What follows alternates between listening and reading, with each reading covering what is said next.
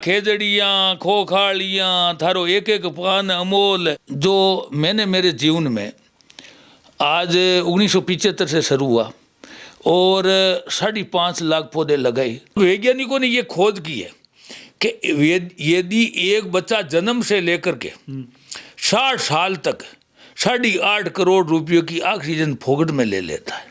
गुरु जम्बेश्वर भगवान के जो वहाँ से शुरू करवाऊंगा इस फिल्म को। लाख रोगरी एक दवा, ये सब चीज़ें कम बढ़ जासी, पानी धरती और हवा। दोस्तों कहते हैं कि उत्तम कुली का उत्तम नहीं होगा कारण क्रिया सारों, ये सब तो गुरु जम्बेश्वर भगवान के थे। और गुरु जम्बेश्वर भगवान ने ये एक प्रयास किया था कि ये मानव मात्र हैं, इसका कल्याण कैसे हो और ये मानव मात्र का जो जीवन है वो सुख में, समृद्धि में और एक बहुत ही मतलब प्यार भरा माहौल हो इस दुनिया के अंदर और सभी प्राणी जो हैं वो सुखी रहें। और इस प्रयास को आगे क्रियान्वित करने के लिए उन्होंने छोटे छोटे नियम कानून और जो है लोगों के हवन और लोगों के जीवन जीने की एक कला की पद्धति बनाई। उस कला के साथ साथ यानी कि हर प्राणी इंक्लूडेड जो है पेड़ पौधे, उनके ऊपर भी लोगों को दया करने के लिए उन्होंने मार्गदर्शित किया था। और बहुत सारे लोग जो हैं उस समय में विष्णु धर्म के अंदर जो है उन्होंने अपने आप को सम्मिलित कर लिया था। लेकिन ये नियम थे मानव मात्र के लिए। जो विष्णु बने वो जो इन नियमों को पालन करते हैं, मैक्सिमम लोग जो हैं इन नियमों के ऊपर चलने का प्रयास करते हैं। लेकिन जो लोग इन नियमों का और उन संतों के, श्री गुरु जम्बेश्वर भगवान के बताए हुए मार्गदर्शन का महत्व समझे और बगैर विष्णु बने और किसी भी धर्म में जन्म लिया, ऐसे बहुत सारे लोग हैं संसार के अंदर जिन्होंने उन नियमों को मतलब अपने दैनिक जीवन के अंदर धारण किया और बहुत कुछ कर गए इस सृष्टि के ऊपर और आज भी वो करते जा रहे हैं। ऐसी एक महान शख्सियत हैं जो देश के अंदर पद्मश्री से सम्मानित हो चुके हैं, श्री हिमताराम जी बांबू। आज हमारे सामने जो है हिमताराम जी बांबू एक मेहमान के तौर पर, आज हम इनके घर पे मेहमान के तौर पे हैं, लेकिन आपके बीच में सोशल मीडिया के रूप में एक मेहमान के तौर पे हिमताराम जी बांबू है, जिन्होंने इस सृष्टि के ऊपर अपने आप को एक अलग थलग मतलब देसी आदमी, मारवाड़ी में कहने की जो अपना खुद के कर्म से इन्होंने लोगों के बीच में अपना आप को उपस्थित किया है। ऐसी महान शख्सियत हैं। हिमताराम जी, सबसे पहले तो आपको न्यून प्रणाम, राम राम। आप मैंने न्यून प्रणाम ज़्यादा प्रणाम गुरु महाराज ने, जाम्बे जी ने, भगवान विष्णु ने न्यून प्रणाम बहुत मतलब आपको मतलब हर समय मतलब जबान पर न्यून प्रणाम, झुक के मैं प्रणाम। बिल्कुल बिल्कुल। तो हिमताराम जी, सबसे पहले मैं आपका स्वागत करता हूँ जमसार मीडिया के ऊपर कि आपको और बधाई देता हूं कि पद्मश्री से आप सम्मानित हुए। काफ़ी समय से हम प्रयास कर रहे थे, आप लंबे समय से यात्राओं पे चल रहे थे, हमें मौका नहीं मिला आपसे मिलने का। तो आज सबसे पहले तो मैं आपका हार्दिक स्वागत और धन्यवाद करता हूं कि आप जो हमारे को ये कीमती टाइम दिया इसके लिए। तो मैं तो भगवान गुरु जम्बेश्वर भगवान की कृपा से और मेरे जीवन में जो मैं जन्म से तो जाट हूँ पर कर्म से बिश्नोई, जो गुरु जम्बेश्वर भगवान ने जो 29 नियमों की एक आचार संहिता स्थापित की, बनाई, उस नियमों में चलते हुए मैंने एक मार्ग अपनाया और मैंने 1975 से एक पेड़ पीपल का मेरी दादी की हाथ से लगवाया। अभी आपकी उम्र क्या हो गई? अभी मेरी 70 साल हो गई। 70 साल हो गई? हाँ। अच्छा। तो मैंने एक पेड़ मेरी दादी की प्रेरणा से लगाया और फिर क्या है कि वो पेड़ पौधे लगाता रहा 1985-86 में मैं जो पिंपासर गया और फिर मुकाम गया और वहाँ मेरी गाय का घी लेकर के गया, हवन किया और वहाँ नारियल को हवन किया और गुरु महाराज के दर्शन किए। उसके बाद में गुरु महाराज की कृपा इतनी हुई कि मैंने पेड़ पौधे, पशु पक्षी, जीव जंतु, जानवर, पर्यावरण, इन सब का एक मंथन किया और एक आंदोलन चलाया। तो आज 45 साल से इस काम पर हूँ। तो मैंने मेरे जीवन में ये पाया कि पेड़ ही एक भगवान है और ये जो जीव जानवर पशु पक्षी है, इनकी जो गुरु महाराज के बताए मार्ग पर मैंने जो 28 मुकदमे शिकारियों के खिलाफ दर्ज किए, शिकारियों को पकड़वाया, जेल में डलवाया, घायल जीव वन्य जीव थे उनको इलाज करके जंगल में छोड़ा गया और जो जितने भी जानवरों की जो कहीं शिकार होता था मौके पर जाते थे, शिकारियों का पीछा करते थे और शिकारियों को कई जगह जो लोगों से मुकदमे करके उनको दंड दिलवाया। तो ये भगवान गुरु महाराज की ही कृपा थी। और ये जो मूक जीव जानवर जो पशु पक्षी है और पेड़ है, इनकी ही आवाज़ शायद वहाँ दिल्ली तक पहुंची होगी, तभी इस मुकाम पर पहुंचा। आपको मतलब ये पद्मश्री सिर्फ ये एक मतलब परमार्थ का कार्य करने पे मिला? हाँ, राजनीति कोई आपका संपर्क? नहीं, कुछ नहीं है। मेरे को तो पता ही नहीं था। या नागौर जिले में 70 साल में कोई पद्मश्री मिला ही नहीं। और इस राज्य में भारत सरकार में तो कोई वैसे सिफारिश नाम की कोई चीज़ ही नहीं है, कोई सिफारिश मानने वाला ही नहीं है। और ये तो क्या है कि वो जो वहाँ आवाज़ पहुँचती है और फिर एक एक आदमी को ढूंढ करके निकाला है जो भारत सरकार ने। जब ये ऐसे ऐसे लोगों को मैंने देखा वहाँ पद्मश्री मिलते, आप देखो तो बड़े गजब के, जिन आदमी ने पहनने के लिए चंपल नहीं, जिन आदमी ने अपना जीवन लगा दिया, जीवन समर्पित कर दिया, ऐसे लोगों को पद्मश्री। मतलब सरकार ने सच्चे कर्मठ लोगों को तलाशा? हाँ, सच्चे कर्मठ लोगों को तलाशा। और वहाँ अगर मैं देख रहा था, मेरे को भी मिला तो लोगों ने खूब तालियां बजाई। लोगों ने देखा यार एक ऐसा धोतीधारी आदमी और ऐसा छापा पहन करके आया है और बिल्कुल हाथ जोड़े हुए चल रहा है, तो लोगों ने खूब तालियां बजाई। और वैसे भी लोग ऐसे ऐसे लोग आए जिनको महामहिम राष्ट्रपति जी सम्मानित कर रहे थे। तो वास्तविकता में भारत सरकार ने एक ढूंढ के निकाला। तो फिर दूसरी चीज़ ये, मैंने तो ये कभी मेरे जीवन में सोचा भी नहीं था कि भाई पद्मश्री नाम सुनते थे, अखबारों में पढ़ते थे। 70 साल में किसी को नागौर में मिला नहीं, तो अखबारों में पढ़ते थे पद्मश्री क्या है, ये सुनते थे कि बहुत बड़ा है कोई। तो तब ये घोषणा हुई, तब मेरे को पता लगा कि बिल्कुल जो 25 तारीख को दोपहर को पता लगा और फिर शाम को घोषणा हो गई। 25 कौन सी? 25 जनवरी 2020। अच्छा, मतलब एक साल पहले मतलब ये घोषणा हो गई थी। तो ये कोरोना के कारण रुक गया था और पुरस्कार अभी मिला है 8 नवंबर को। तो जब ये मैंने तो सोचा ही नहीं था, न कोई मेरे को ये ऐसी इच्छा थी, क्योंकि एक चीज़ थी कि मैंने मेरे जो कर्म से काम, जो गुरु महाराज की बताए हुए मार्ग और उनकी आचार संहिता को पालन करते हुए आज ऐसी स्थिति थी, मैंने मेरे सच्चे मन से, सच्चे दिल से, सच्ची आत्मा से, गुरु महाराज की प्रेरणा से और जो खेजरली का जो बलिदान हुआ उनको मैं सुनता था, देखता था, वहाँ जाकर के देखा है, वहाँ स्मारक देखा है, तो और उनका इतिहास पढ़ा है। आज 363 लोग जो पेड़ों के लिए अपना शीश कटा दिया और पेड़ बचाने के लिए, तो ऐसा तो पूरे विश्व में ऐसी कोई घटना हुई नहीं। तो इसलिए कि विश्व पटल पर बहुत बड़ी घटना घटित हुई और ऐसे ऐसे देख करके हमारे जो रोंगटे खड़े हो जाते हैं कि भाई ऐसे जो पेड़ों को बचाने के लिए। तो हमने तो क्या है कि अभी पिछले दिनों में यूपी गया, उत्तर प्रदेश। बहुत लंबे समय से हम संपर्क करने का प्रयास कर रहे थे। कभी आप बोल रहे थे मैं हिमाचल हूँ, कभी यूपी हूँ, कभी यहाँ ये कौन सा पार्क है, इस पार्क के अंदर। तो ये क्या सफर था आपका ये सम्मान होने के बाद? हाँ, अब सफर तो कोई पता नहीं है मेरे को तो बुलाया योगी सरकार ने और उत्तर प्रदेश सरकार ने, वहाँ जलवायु परिवर्तन सम्मेलन हुआ। अच्छा। और उस सम्मेलन में आप देखो मजे की बात, वहाँ पूरे भारत के और पूरे विश्व के वैज्ञानिक, अच्छा, और वो सब इंग्लिश में बोलने वाले। अच्छा, वो सारे इंग्लिश में बोलने वाले थे, मारवाड़ी धोती चोड़ा और पगड़ी। तो दोस्तों ये मारवाड़ी की शान भी कह सकते हैं। मतलब आप ई पहनावे में गया एकदम? इस पहनावे में, तो इस पहनावे में गया और मेरा जो हिंदी में बोलना और मारवाड़ी में बोलने का जो इन्होंने अनुवाद करवाया और वहाँ फिर वैज्ञानिकों ने उनको मतलब सुना और उन्होंने कहा यार बड़ा गजब का मामला है। तो मैंने क्या है कि जब जलवायु परिवर्तन की बातें हो रही थी, तो मैंने गुरु जम्बेश्वर भगवान का नाम लेकर के मैंने कहा हमारे राजस्थान में तो हमारे जो लोग थे, जो 363 लोग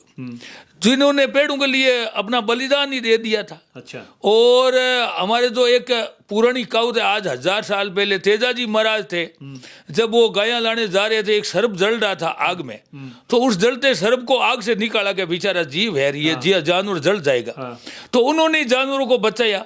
तो हम लोगों ने तो यही पाया जिंदगी में कि भी इस जलवायु, इस पर्यावरण को बचाने के लिए और जो आज से हमारे जो नागौर जिले में गुरु जम्बेश्वर भगवान की जो अवतार स्थली है पिंपासर जी, तो पिंपासर में तो गुरु जम्बेश्वर भगवान ने 570 साल पहले ही, आज से 570 साल पहले ही बता दिया था कि ये जो पेड़ों को बचाया जाए और ये जो जीवों की रक्षा की जाए, नहीं तो हम नहीं बच सकेंगे। तो ये बात तो 570 साल पहले ही कह दी। आज पूरा विश्व चिंतित है और आज पूरे विश्व के वैज्ञानिक जो चिंतित है, तो इसलिए क्या है कि ये बातें हैं उनके सामने गौर करते हैं हम अगर इन बातों का, तो मतलब बहुत अच्छा, मतलब इस संसार को फायदा उसका, उन बातों का उन्होंने बहुत बड़ा गौर किया, बड़े वैज्ञानिकों ने। हमने कहा विकास तो हो गया 1000 गुना और विनाश हो गया 5000 गुना। सही बात है। यार किसी का कोई पास अभी तक कोई आंकलन नहीं है, तो इसी का नाम है जलवायु परिवर्तन। और फिर क्या है कि जनसंख्या बढ़ रही है, जो अब 140 करोड़ के लगभग पहुंच गई। तो हमने कहा जनसंख्या को रोको भाई, लाख रोगरी एक दवा, ये सब चीजें ही कम बढ़ जासी, पानी धरती और हवा। बहुत सुंदर, बहुत सुंदर मारवाड़ी कहावत। तो ये बातें वहाँ रखी, बहुत बड़े खुश हुए। और फिर बाद में जो जर्मनी का और वो हिमाचल में बहुत बड़ा सम्मेलन हुआ, तो यही बातें हिमाचल में रखी, भाई हमारे जो आप तो पर्यावरण की रक्षा कर रहे हो, सब कुछ है, हिमाचल जो बहुत बड़ा हिमालय पहाड़ है, वहाँ से तो पर्यावरण का जो संतुलन है वहाँ से ही बिगड़ता है, वहाँ से ही शुरू होता है।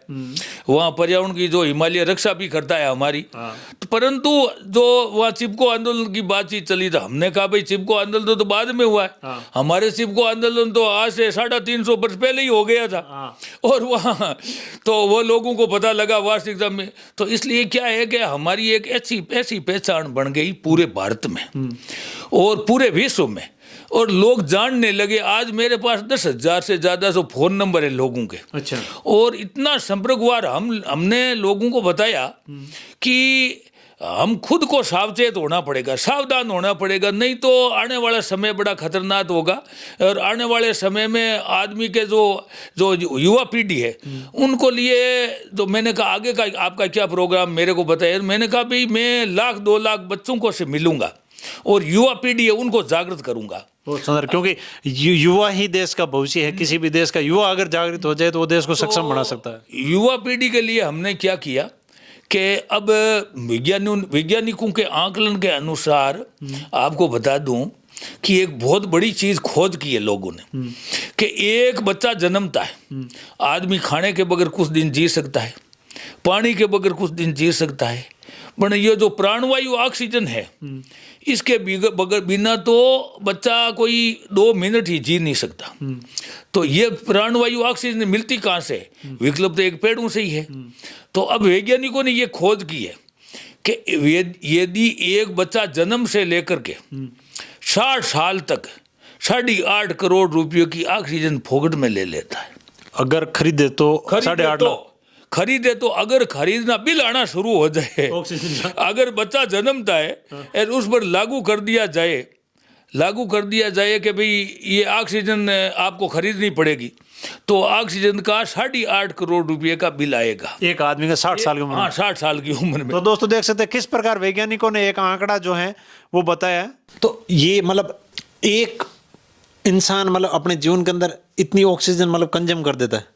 एक पेड़ की मतलब तो कितनी कीमत हुई, एक पेड़ कितनी ऑक्सीजन देवे, जो कैसा वैज्ञानिक कैलकुलेशन करे भी ऐसा? वैज्ञानिक कैलकुलेशन के अनुसार एक पेड़ एक वर्ष में 35,000 रुपयों की डायरेक्ट और इनडायरेक्ट मानव जीवन को फायदा पहुंचाता है। 35,000 रुपयों का। तो आप देख लो, अगर घर में 10 पेड़ हो तो 3.5 लाख रुपए का मतलब प्रॉफिट। जी जी जी जी, ये सही है बिल्कुल ही। मतलब अगर हमें ये चीजें, अगर हमारे को पेमेंट मिले तो ये मतलब 3.5 लाख रुपए, अगर 10 पौधे हमने लगाए, अच्छे परिपक्व पेड़ है, तो मतलब 3.5 लाख रुपए की इनकम है आपकी। बिल्कुल बिल्कुल आदर्शीय इनकम है। बिल्कुल बिल्कुल। अब क्या है कि जो मैंने मेरे जीवन में आज 1975 से शुरू हुआ और 5.5 लाख पौधे लगाए, तो जिसमें से 3.5 लाख पौधे पेड़ बन गए। अब 3.5 लाख पौधे पेड़ आज प्रत्येक वर्ष 12.5 करोड़ रुपयों की ऑक्सीजन दे रहे हैं। प्रत्येक वर्ष एक आदमी के हाथ, एक साल में 12.5 करोड़ रुपए की ऑक्सीजन दे रहे हैं। एक आदमी के हाथ से लगे हुए पौधे इतनी ऑक्सीजन दे रहे हैं ये देख सकते हैं पद्मश्री से सम्मानित है हिमताराम जी, बाम्बू नागौर जिले के हैं। हिमताराम जी, ये मतलब पेड़ आप कैसे कहाँ कहाँ लगाते थे? आपकी मतलब शुरुआती क्या थी? मेरी शुरुआती तो यहाँ नागौर से ही थी। और पहले तो क्या है कि मैं जब 1975 शुरू हुआ, और फिर क्या है कि मैं जो पेड़ गांव गांव पेड़, एक कोई गाड़ी लाया 12,000 रुपये में, एक जीप, अच्छा, पुरानी गाड़ी लाया, और 80 पैसे लीटर डीजल मिलता था। मतलब एक बात देखे तो पर्यावरण प्रेमी के पास कोई इनकम सोर्स तो मतलब खुद के पैसे नहीं है, खुद के पैसे से ही। और फिर क्या है कि वन विभाग से फ्री पौधे मिलते थे। अच्छा, पौधे फ्री? हाँ, तो गाड़ी लेकर के भर लेता और गांव गांव जाता और पौधे बांटता और पौधे लोगों को देता, और वो एक रजिस्टर रखता था, उसमें गणना रखता था। तो नागौर जिले में तो ये जो 45 साल में एक ही गांव नहीं छोड़ा जहाँ मैंने पौधारोपण नहीं किया। अच्छा। और फिर क्या है कि जैसलमेर गया, तो जैसलमेर सीमा पर गया तो वहाँ भी 10,000 पौधे लगाए, और फड़ौदी गया तो वहाँ भी पौधारोपण किया, और बाड़मेर गया वहाँ भी पौधारोपण किया। मतलब जहाँ गए वहाँ पौधे। और आपको बता दूं, मैं जोधपुर गया वहाँ भी पौधारोपण किया, अजमेर गया वहाँ भी पौधारोपण किया, सीकर गया वहाँ भी पौधारोपण किया। मतलब जहाँ गए पौधा, मतलब आपका एक नहीं, मैं तो 45 साल में 1472 किलोमीटर तो पद यात्रा की पर्यावरण को बचाने के लिए, पैदल आप देख लो, बिल्कुल वन विभाग के साथ जुड़ गया। और वहां से सीकर के हर पर्वत से शुरू हुआ सालासर, और सालासर से लाडनू, और लाडनू से रामदेवरा, नाकोड़ा, और जैसलमेर, नाकोड़ा से फिर फरसा महादेव से सुंदा माता से फिर यहाँ अजमेर से भीलवाड़ा। ऐसे करके हमने तो क्या है कि 1472 किलोमीटर तो पद यात्रा की है। बहुत सुंदर। मतलब एक इन्होंने अपने जीवन का लक्ष्य ही बना लिया कि पेड़ लगाना, प्रकृति बचाना, यही लक्ष्य था। यही लक्ष्य था मेरा। आप बहुत कुछ जानते थे इसके बारे में, पर्यावरण के बारे में? नहीं, मैं तो यही जानता था कि मैं तो मेरे जो लगाए हुए जो पौधे पेड़ बनते थे, और पीछे पेड़ बन रहे थे, लोगों को जा करके बांटता था, ट्रकें भर कर, जो वन विभाग की ट्रकें भर करके ले जाकर देते थे। और मैं सम्मेलन रखवाता था, और गुरु स्वामी रामानंद जी महाराज को और सबको बुला करके सम्मेलन रखता था। वहाँ ट्रकें भर करके बुला करके वो पेड़ बांटता था।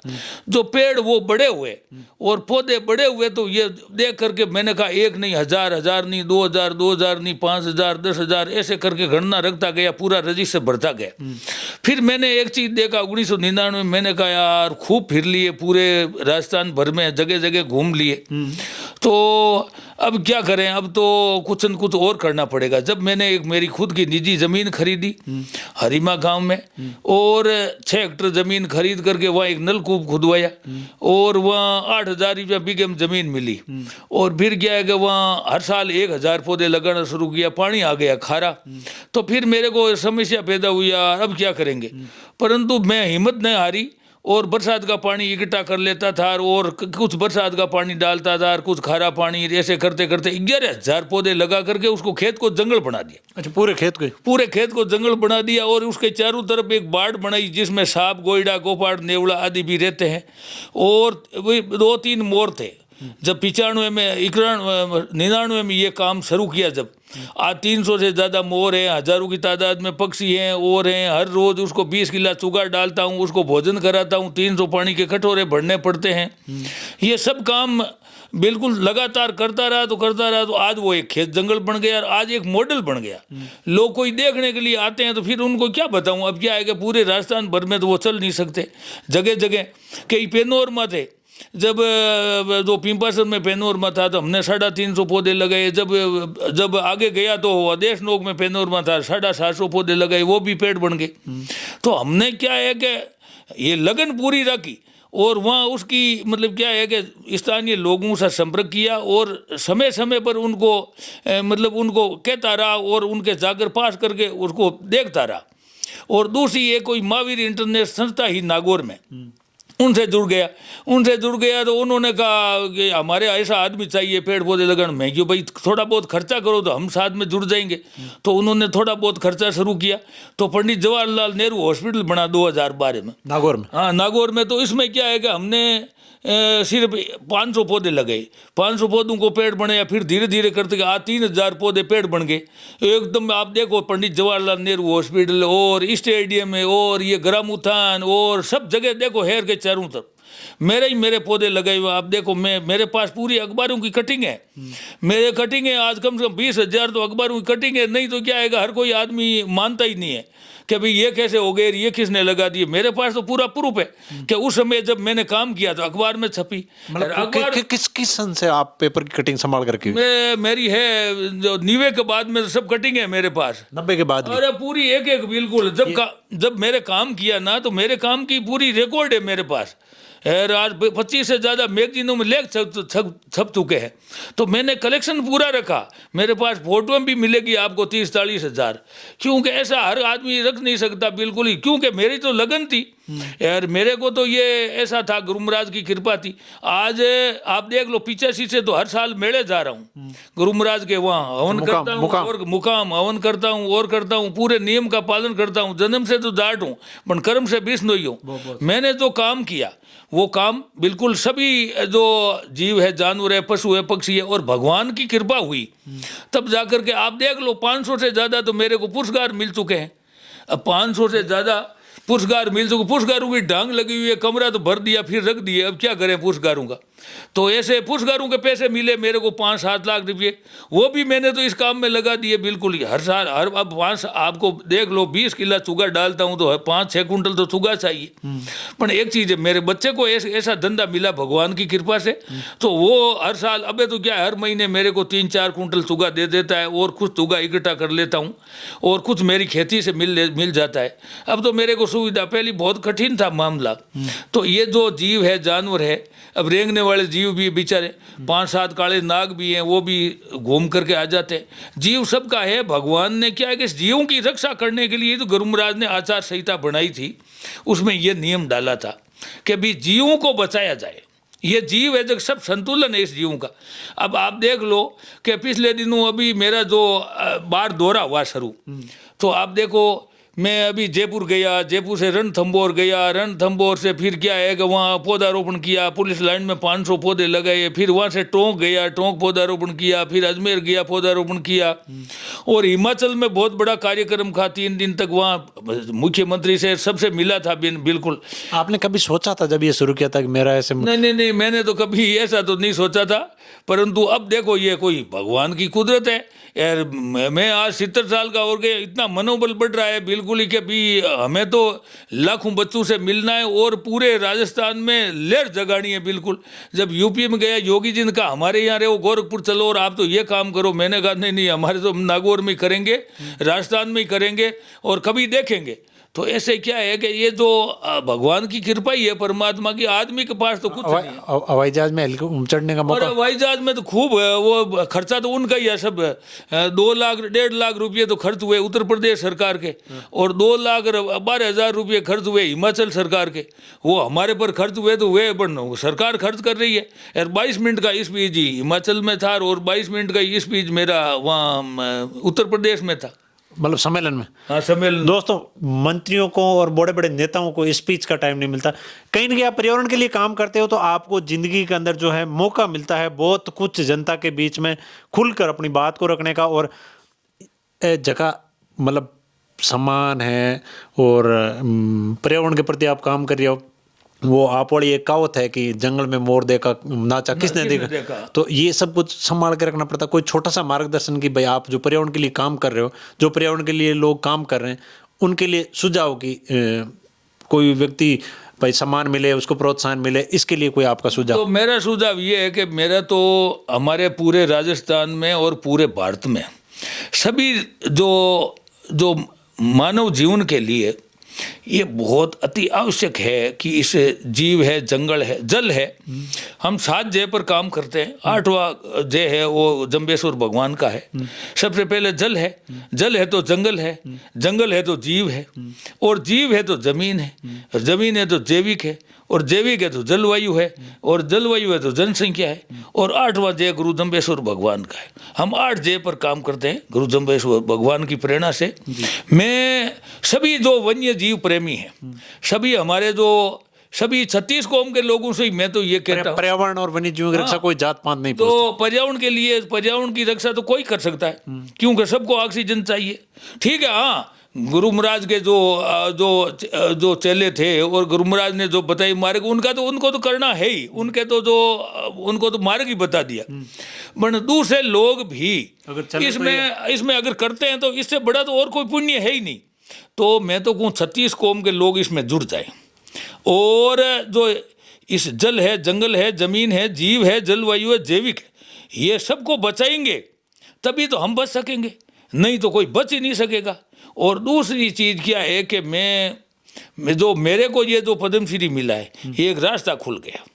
अब ये पक्का तय है कि जैसे जीवों की रक्षा करेगा, पेड़ पौधे लगाएगा, पर्यावरण की रक्षा करेगा, कई लोगों को पद्मश्री मिलेंगे और कई लोगों को बहुत बड़े बड़े पुरस्कार मिलेंगे जी।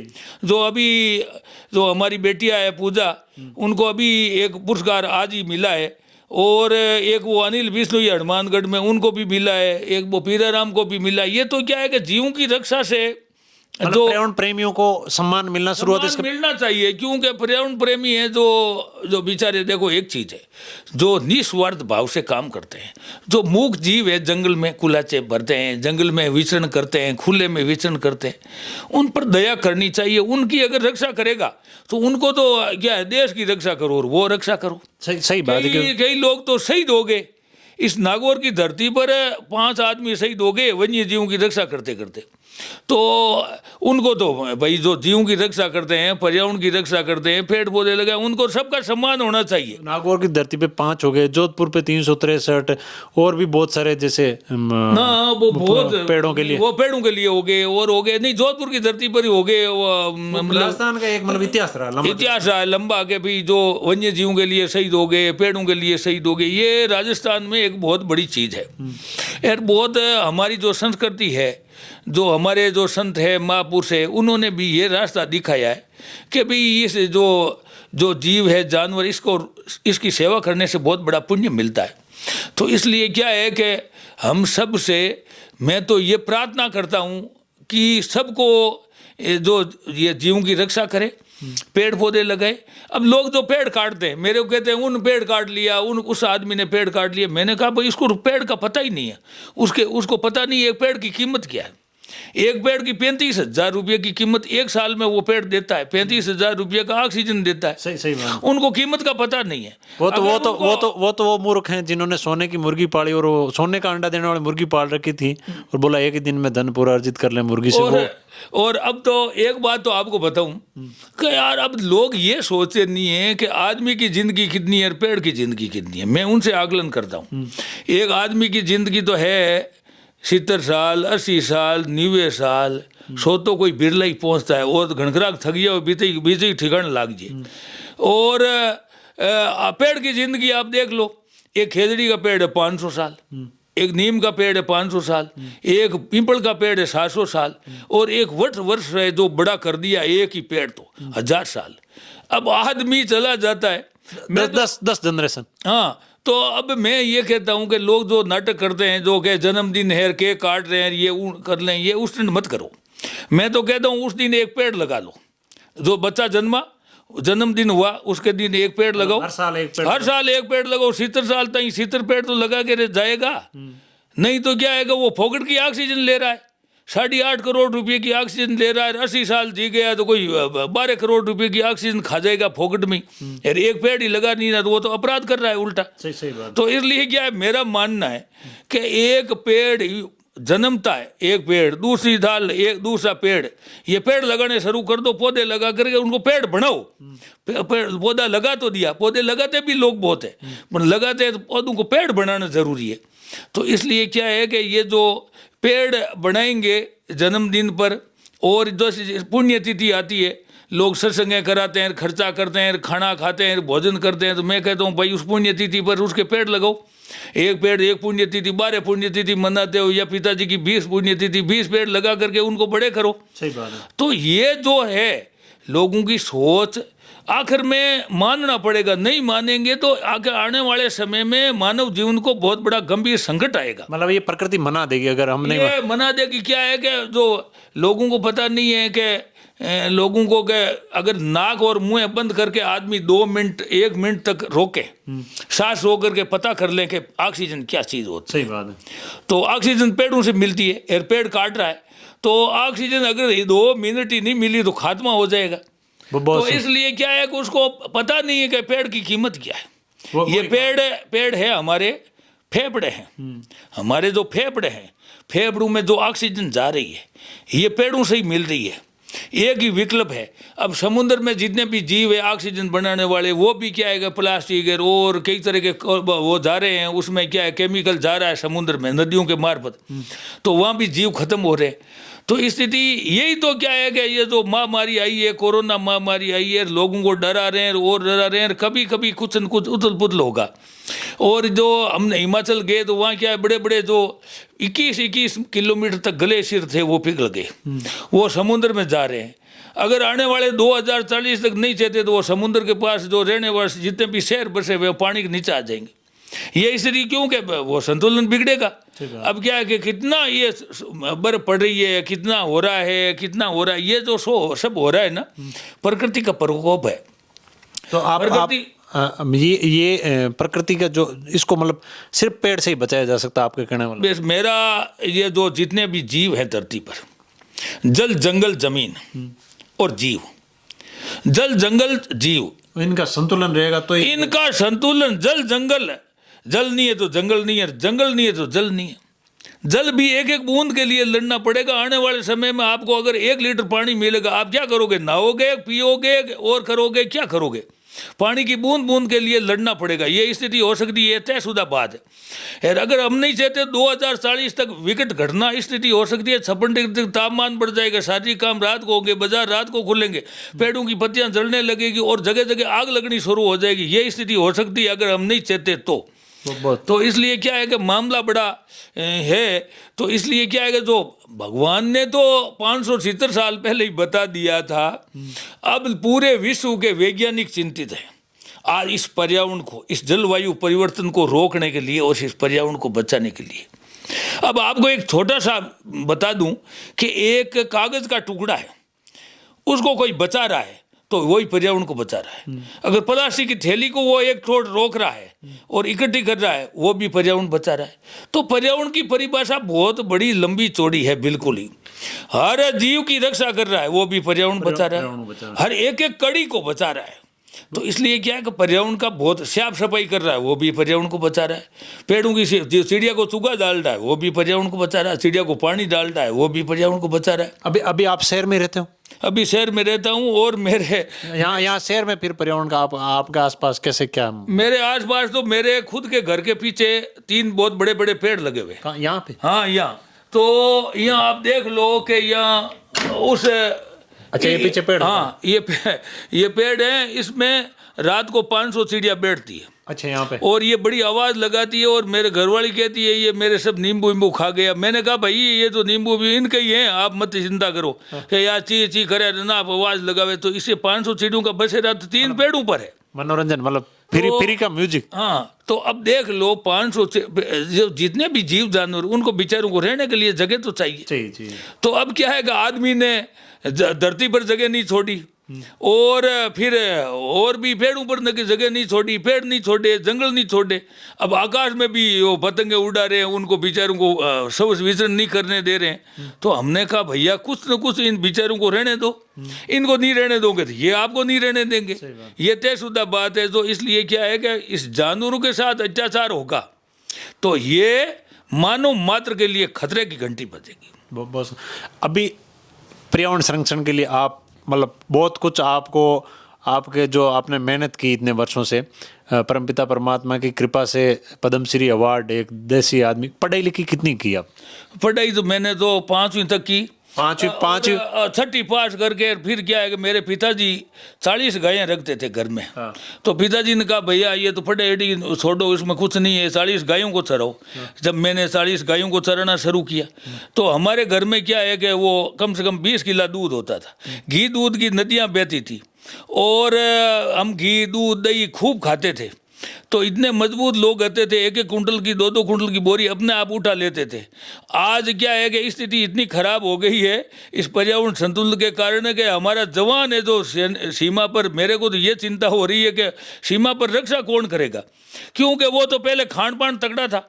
जो हमारे जो जवान जाते थे तो वो दुश्मनों को मार गिराते थे और उसको भगा देते थे बिल्कुल ही।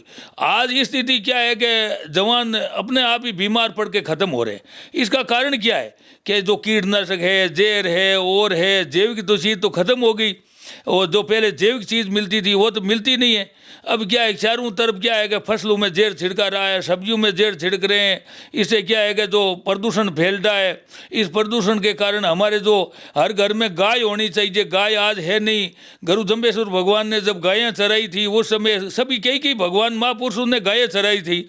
आज मैं तो जो राष्ट्रपति जी से भी मांग की है कि हर घर में गाय होनी चाहिए और इस गाय की हाजिरी बननी चाहिए। सरकार उस गाय को मुआवजा दे, जिसके खेत में ज़्यादा पेड़ है खेजड़ी के, जो राज्य वर्ग खेजड़ी के, उनको मुआवजा दे।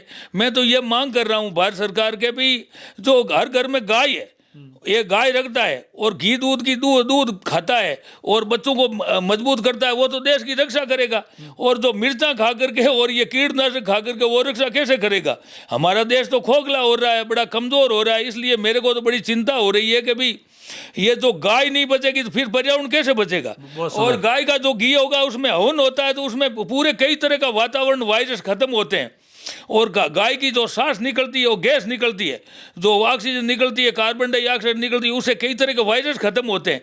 तो हर घर में गाय होनी चाहिए, गाय की रक्षा होनी चाहिए, गाय की सेवा होनी चाहिए, गाय का गोबर होना चाहिए, गाय का गोमूत्र होना चाहिए। तो हर घर में गाय होगी जब हमारा देश मजबूत होगा। एक दूसरी चीज़, हर खेत में पेड़ होगा राज्य वर्ग खेजड़ी के, तो खेजड़ी के पेड़ जो किसान के जीवन की रेखा है, किसान का जीवन का साथी है। एक कवि ने कहा था, आज से 56 अकाल पड़ा था, जब लोगों को खाने के लिए रोटी नहीं मिली, अन्न नहीं मिला था। वह स्थिति हुई थी उस समय, आज से 156 अकाल, आज से 140-50 साल पहले, जब एक कवि ने कहा था, खेजड़ियाँ खोखाड़ियाँ थारो एक एक पान अमोल, मानव भूखा पेट भरे छोड़ा थारा छोल। तो वैसे क्या है कि पेड़ों के छोड़े खाए थे, पेड़ों के छोटे खेजड़ी के और उलू की तोड़ करके कूट कर रोटी बना करके हमारे जो बुजुर्गों ने जीवन यापन किया था। मतलब इस पेड़ का अगर हम पालें तो इसकी हर प्रोडक्ट है जो खा के हम और इसका तो पार ही नहीं है, कोई अपरंपार है मानव मात्र के जीवन के लिए। तो जो खेजड़ी का पेड़ है हमारे जो किसान की जीवन रेखा है और किसान का जीवन साथी है। अब इसको अगर कोई काटता है तो ऐसे तो अपराधी कोई, मैंने तो मेरे से जीवन में तो ऐसा देखा नहीं, क्योंकि हमारे बुजुर्ग तो इनकी पेड़ पत्तियां और इसकी जो इसकी छोटे छोल करके कूट करके रोटी खा करके जीवन यापन किया था। बहुत सुंदर बात बताई उन्होंने, क्योंकि वो हमारे पूर्वज अगर इन पौधों की पत्तियां और ये छाल वगैरह खा के जीवित रहे, तभी तो हम आज इस सृष्टि में एक मानव का संतान बन के और आए। इम्ताराम जी बाम्बू थे, पद्मश्री हैं, और इम्ताराम जी का जो पूरा घर है, मैं आपको पूरा इसके अंदर दिखा देता हूँ। पूरा जो यहाँ पे आपको दिखाता हूँ मैं एक बार। ये जितने भी आप देख रहे हैं ये पूरे अवार्ड हैं, और इनके घर के अंदर आप देख सकते हैं इन्होंने कई वर्षों से ये पर्यावरण की सेवा कर रहे थे, जिसकी बदौलत इनको ये सम्मान मिले। और ये पूरे जो हैं तरह तरह के सम्मान, राष्ट्रपति के साथ मिलना, और पर्यावरण के अंदर इन्होंने जहाँ जहाँ काम किया, जहाँ जहाँ ये गए, पर्यावरण की जहाँ इन्होंने चेतना जगाई, जहाँ जहाँ जिस प्रकार लोगों से मिले। और आप इस फोटोग्राफ के अंदर आप देख सकते हैं कि इम्ताराम जी बाम्बू राष्ट्रपति के साथ, मतलब एक देसी किसान आदमी जो हैं, राष्ट्रपति के साथ बैठ के और वार्ता करना, ये जीवन की एक बहुत बड़ी उपलब्धि है। आप इस फोटोग्राफ के अंदर देख रहे हैं कि किस प्रकार राष्ट्रपति के साथ बैठे हैं। और मतलब देश का राष्ट्रपति अगर एक पर्यावरण प्रेमी की बात सुन रहा है, तो आप जितने भी लोग पर्यावरण के लिए लगे हुए हो, आप देख सकते हैं कितनी बड़ी आपकी महिमा है, कि आपके जो काम है उसकी कितनी बड़ी जो पहुंच है वो आपको कहां तक पहुंचा सकती है। और यहाँ पर आप देख सकते हैं पूरे जो है पूरा घर इस प्रकार के फोटोग्राफ, और इनको हर मतलब राजनीतिक से, हर राजगुरु से, धर्मगुरु से, सब प्रकार के लोगों से जो है इनको ज़िंदगी के अंदर सम्मान मिला है। बाबा रामदेव जो हैं, अशोक गहलोत मुख्यमंत्री राजस्थान सरकार, बाबा रामदेव, और भी जो है बहुत सारे लोग जिनको मैं जानता भी नहीं, और बहुत सारे सम्मान, गजत सिंह जोधपुर महाराजा, और बहुत सारे लोग हैं जिनको मैं जानता नहीं, उनसे मतलब उनके साथ इनकी फोटोग्राफ और इनको जो सम्मान है वो मिला। ये सारी जो चीज़ें हैं ये सिर्फ इनकी मेहनत और मतलब सच्ची लगन थी पर्यावरण के प्रति, जिसकी बदौलत आज हिमताराम जी बाम्बू जो हैं पद्मश्री से सम्मानित हुए हैं। नागौर का और एक बात और जो है मैं आपको बता देता हूँ, फिल्म क्या बता रहे थे, आपकी फिल्म बनेगी आपके ऊपर? हाँ जी, आपकी जीवनी के ऊपर? जीवनी ऊपर। अच्छा अच्छा। तो अब एक देखो भगवान की कुदरत ऐसी हुई हाँ कि भारत सरकार हाँ सूचना एवं जनसंपर्क मंत्रालय ने हाँ। तो मेरे ऊपर एक कॉमेडी फिल्म बनेगी, डॉक्यूमेंट्री हाँ। जो 28 मिनट की, हाँ। जो आदेश हुए हैं और 9 महीने में वो फिल्म बनकर तैयार होनी है। अच्छा। तो क्या है कि मेरे जीवन पर वो पूरे भारत में 2010 से 2022 तक जितने भी पद्मश्री मिले उनमें से छांटा गया, छांट करके केवल 26 आदमियों की फिल्म बनेगी, जिसमें राजस्थान से इंडिविजुअल में एक हूँ। अच्छा, राजस्थान आप अकेले? तो ये एक राजस्थान के लिए बहुत, मतलब राजस्थानियों के लिए गर्व की बात है कि आपके ऊपर, आपके जीवनी के ऊपर डॉक्यूमेंट्री फिल्म जो भारत सरकार अपने खर्चे से बनवा रही है। अच्छा। तो ये जो बनेगी, और मैं इस फिल्म में क्या है कि गुरु जम्बेश्वर भगवान के जो वहाँ से शुरू करवाऊंगा इस फिल्म को, हमारे जो गुरु जी है रामानंद जी महाराज से, उनकी प्रेरणा लेकर के, उनका आशीर्वाद लेकर के हम फिल्म शुरू करेंगे। तो ये आने वाले समय में बनेगी। और अब क्या है कि मेरे जीवन में जो कुछ मेरे को करना है, अभी बहुत कुछ करना है। अभी मेरे दिमाग में ये है कि मैं कितने 2 लाख पेड़ तो पौधे लगा करके पेड़ बनाना है। और मेरे दो कंजर्वेशन रिजर्व घोषित करवाए थे 2012 में। तो उसमें हमने अभी बजट मांगा है, गोगलाव कंजर्वेशन लिए 6 करोड़ बजट मांगा है, और रोटू के लिए हमने 4 करोड़ बजट मांगा है भारत सरकार से। ये बजट मिलते ही ये 2 कंजर्वेशन रिजर्व है, 2 इसको विकसित करूंगा बड़ा जोरदार, और उसमें पौधे लगा के लोगों को जोड़ करके ये जंगल विकसित करूंगा। और अब जगह जगह जाकर के ऐसा एक आंदोलन चलाएंगे आने वाले समय में कि लोगों को ये अब पता तो लग गया कि ऑक्सीजन क्या है, प्राणवायु ऑक्सीजन कहाँ से मिले। लेकिन उनकी मतलब नींद जो थोड़ा फंपेड़ना है, मारवाड़ी में कहते हैं कि जगना। नहीं, अब तो फंपेड़ देंगे बिल्कुल। अब तो ये कोरोना ही फंपेड़ रहा है लोगों को। कैसे कही कि जवान चले गए बिना ऑक्सीजन को, 20-20, 25, 30 साल के, ऑक्सीजन नहीं मिली कोई समय में। अब तो ऑक्सीजन के प्लांट बना रहे हैं। तो मैंने कहा भाई ऑक्सीजन के प्लांट ही बना लो, ये कितने दिन हजेंगे? अगर पेड़ ही नहीं होंगे, जंगल ही नहीं होंगे, तो अब क्या है कि ये ऑक्सीजन कहाँ से आएगी? तो इसलिए क्या है कि ये तो एक विकल्प है जो पेड़ बोलता नहीं है। और बाकी मैं आपको कहता हूँ पेड़ बोलता है, और पेड़ में भगवान हमने पाया है। अच्छा। हमने देखा है, तभी तो ये इतना हो रहा है, इतना सब कुछ हो रहा है। लोग ये 5वीं पढ़े व्यक्ति को, अब पूरे भारत में 140 करोड़ की जनसंख्या है, कौन पूछता है? सही बात है। कौन मानता है? और कई लोगों को अभी पता ही नहीं है इस नागौर में तो कि अभी ये क्या है क्या नहीं है, ये कैसे लोगों में क्या लाए को डोगरो के क्या लोड़ फिर लोग ऐसे तो नहीं कह रहे हैं। लोग तो अब तो सोच रहे हैं कि ये हमें ठापड़ी पहले फिर जना तो क्या था, पहले हर बात पहले तो ये ऐसे ही रोता फिरता है, रूंगड़ा लिया आई ही लोगों की चांदन हुई हो कि ये भी मामला तो बड़ा गजब का। ये तो बिल्कुल यार अपने आप ही फिल्म बना रहे हैं, कोई कुछ कर रहे हैं, कहीं बुला रहे हैं। एक 5वीं पढ़े व्यक्ति को हिमाचल बुला रहे हैं, यूपी बुला रहे हैं, बिहार बुला रहे हैं, जयपुर बुला रहे हैं, कहीं कहीं बुला रहे हैं, पूरे राजस्थान में बुला रहे हैं। तो अब तो क्या है, फिल्म बनेगी ना, tree man of Rajasthan, Padmashri Himtaram Babu, ये शीर्षक होगा फिल्म। आपकी तो बुकें भी छपी, हिम्मत के धनी हिमताराम। हाँ, वो तो बुकें छपी। आपकी मैं बुक बहुत पहले पढ़ी थी जब वो छप गई। अब आपको बताऊंगा, भारत सरकार ने आदेश किया है ट्री मैन ऑफ राजस्थान, मतलब मेरा ट्री मैन ही मेरे को बना दिया बिल्कुल। तो अब तो क्या है कि मेरे को बैठने से कुछ है नहीं यार, हिम्मत भी बहुत और बड़ी है, जोरदार। तो अब तो क्या है कि अगले आने वाले समय में मैं धुआंधार काम करके दिखाऊंगा बिल्कुल। तभी तो क्या है कि सार्थक है जीना उसका है, भला कर गुजरे उपकार, भार करे जो भोम पेर जीने में नहीं सार। बहुत सुंदर बात बताई हिमताराम जी ने। और बहुत जो हैं इन्होंने अपने जीवन का संघर्ष बताया, और उस संघर्ष को सुनकर आप लोग भी प्रेरित हुए हैं तो जरूर अपने कमेंट करें। और आपने अभी तक अपने जीवन के अंदर कितने पेड़ लगाए जरूर कमेंट करके बताएं। और आपको ये वीडियो बहुत लंबा हो गया था, लेकिन वीडियो कैसा लगा जरूर कमेंट करके बताएं। ये आपका फौजी भाई इसी प्रकार नए नए वीडियो लाता रहेगा, और इस प्रकार के जो पर्यावरण के लिए संघर्ष करने वाले पर्यावरण प्रेमियों की जो बातें हैं उनका हम अगर अनुसरण करते हैं तो कहीं न कहीं हम तो सुखी होंगे, लेकिन हमारे आने वाली पीढ़ियों को भी हम बहुत कुछ सुखी कर जाएंगे, क्योंकि उनको हम अच्छी वायु, अच्छा पर्यावरण जो है इस संसार के अंदर दे के जाएंगे। तो ये आप लोगों के बीच में हिमताराम जी बाम्बू पद्मश्री नागौर जिले के रहने वाले हैं और कई वर्षों से पर्यावरण से जुड़े हुए हैं। बहुत बहुत धन्यवाद साहब, आप कीमती टाइम दियो। अरे धन्यवाद तो आपको है।